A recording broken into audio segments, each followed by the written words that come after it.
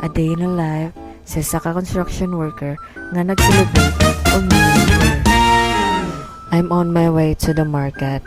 And while driving, it made me realize how lucky I am.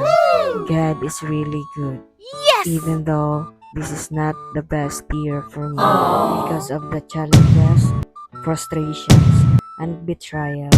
But I'm still thankful to God for the lessons He gave me this year.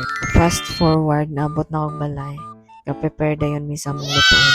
It's just a simple celebration with full of love. And by the way, this is my second time to celebrate New Year. Because dati man God, makikaon na mi sa magsilingan. Kaya walang-wala man kayo mi.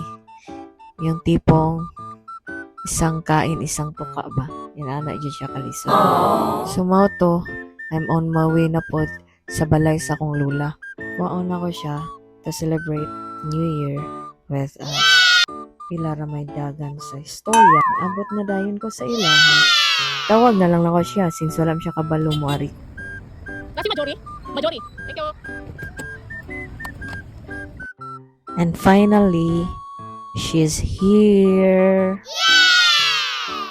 Her smile makes my day complete. This is my Lola, and her name is Jory. She is very hardworking and generous to us. Way back in college, she was the one who was always there just for us. She worked hard in supporting us for our allowance and even paid our tuition fees. So yeah, we talk a lot here. And while ga-edit ko sa video, it made my tears fall, seeing how old my grandma has become. And I'm not ready for everything that will happen to her. So Lord, God, please give my grandma a long-lasting life because she deserved it. Yes! And guys, I told her na baya na mo stop na lang siya og work and sa balay na lang siya.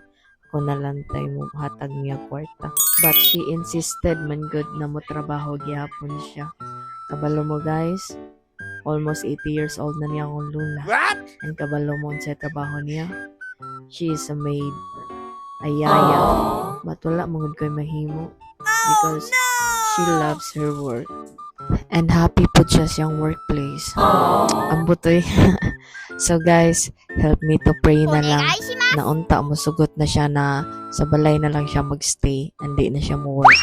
So mao to, wala na malaya na hapit naman din may abot sa balay. And yes, na nami sa balay, abot may aning macaroni salad. Yung batang humihingi lang ng salad noon, nakakagawa na na sariling salad ngayon. And yeah, it's almost 12 a.m. here. So ako nang gisungog akong lugar. Basta dili jud lagi daw siya. A new year with TikTok. By the way, this is my brother.